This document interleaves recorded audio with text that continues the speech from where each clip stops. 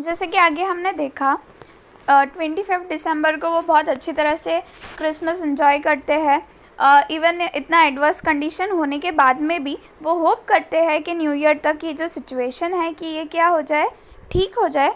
But क्या होता है, जनवरी 2 को उनको सबसे बड़ा डेंजर हिट करता है और इस बात का अंदाज़ा उन्हें शाम को 6 बजे होता है।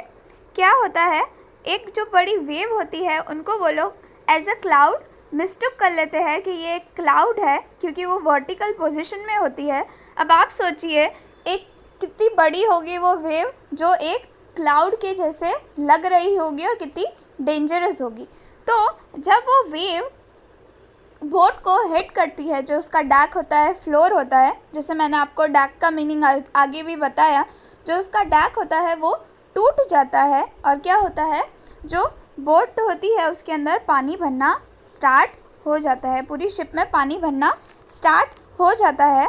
और आगे क्या होता है, जब पानी भरना स्टार्ट हो जाता है तो ऑथर भी उस वेव की वजह से हिट हुए होते हैं। तो जो उनकी जो रिब्स होती है वो उनकी जो रिब्स होती है वो टूट जाती है और उनका जो माउथ होता है उसमें पूरा क्या भरा हुआ होता है, ब्लड भरा हुआ होता है और कई जो टीथ होते हैं वो भी टूट जाते हैं। जब वो बाहर आके देखते हैं तो वो अपनी वाइफ को क्या बोलते हैं कि आप जाके क्या करो, व्हील संभालो, मैं बाकी का काम देखता हूँ।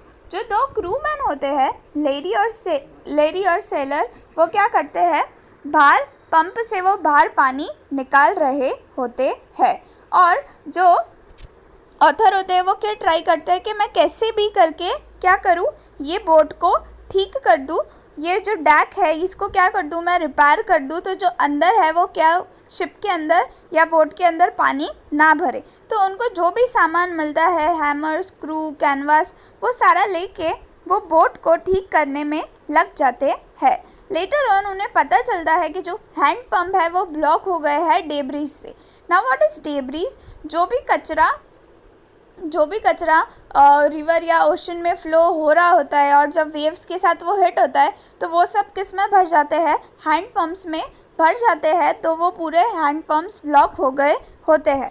Finally after a lot of struggle उन्हें एक इलेक्ट्रिक पंप मिलता है एंड इलेक्ट्रिक पंप से ये बेनिफिट होता है कि वो थोड़ा बहुत पानी बाहर निकाल पाते हैं।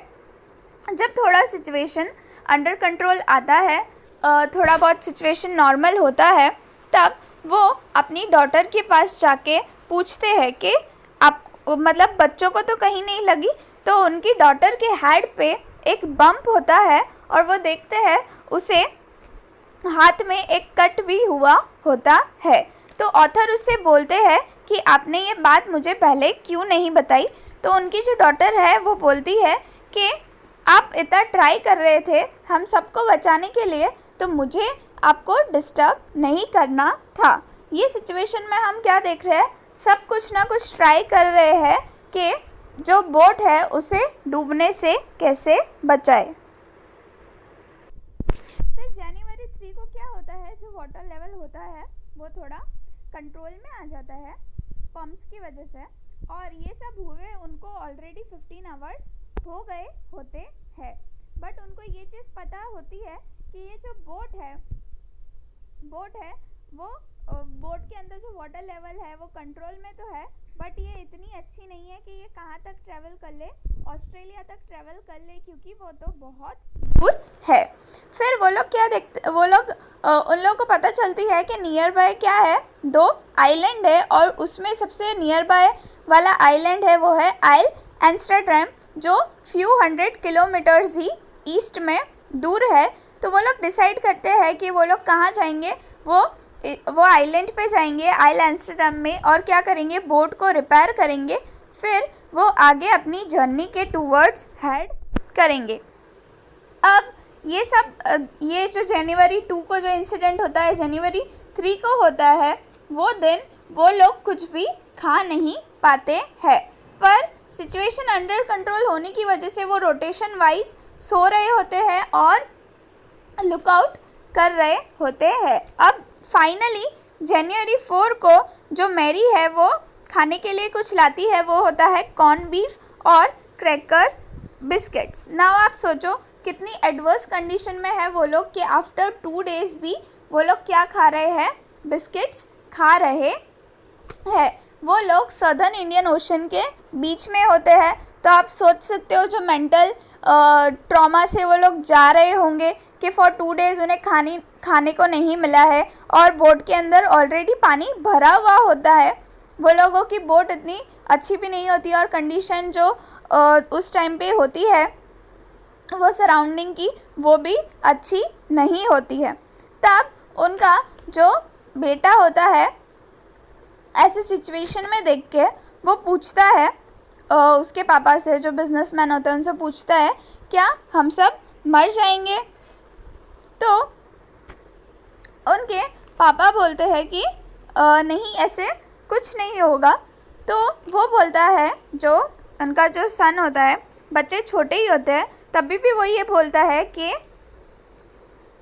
We aren't afraid of dying, कि अगर हम सब साथ में हैं तो मुझे क्या है, मरने से डर नहीं लगता। ये इंसिडेंट हमें बताता है कि वो जो बच्चा होता है उसका विल पावर कितना स्ट्रॉन्ग होता है, या उसका एक इनोसेंस दिख रहा है कि अगर हम मर भी जाएंगे तो क्या है, कोई फ़र्क नहीं पड़ता क्योंकि हम सब साथ में है।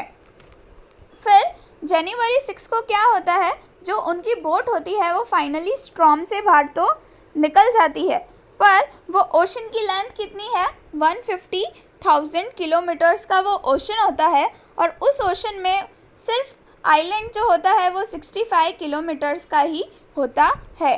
तो ये क्या है, एक बड़े से ओशन में एक छोटा सा आइलैंड ढूंढना बहुत ही टफ है। तो आगे हम देखते हैं कि उन्हें वो आइलैंड मिलता है या नहीं, वो अपनी शिप या बोट रिपेयर कर पाते हैं या नहीं, और वो अपनी डेस्टिनेशन पे रीच कर पाते हैं या नहीं।